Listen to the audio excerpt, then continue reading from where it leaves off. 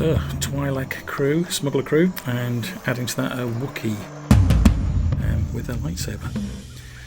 So here's a WizKids Barbarian figure. I wanted to use that as the main base, as it was slightly taller than the Twi'lek figures, but even then I wanted to see if I could add a little bit of extra height. I gave some lifts under the feet, I think you can just about see it there.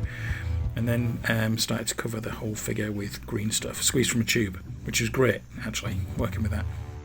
I eventually took that middle section out again, because he was actually kind of tall enough. I added a Warhammer crossbow, and obviously for the lightsaber I had to drill through the hand on the gauntlet that I used from another figure.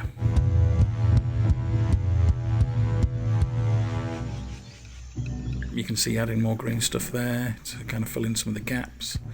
Cut that hand about, obviously replace the arm completely and the gauntlet on the other side.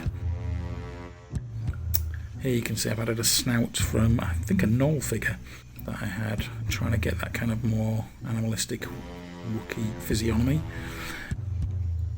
and then had to kind of like start really kind of bringing the green stuff over to kind of get the face shape a little bit right. You can see it's starting to come together a bit more there, but I wanted it to not just look completely like Chewbacca,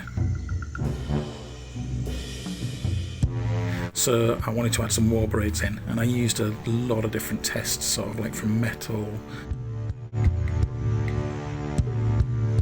through to sort of copper wire, string, and eventually found that using elastic thread, this kind of stretchy elastic thread, that was more the right scale for what I was looking for. Held it between 2 points and then just coated it with a little bit of super glue.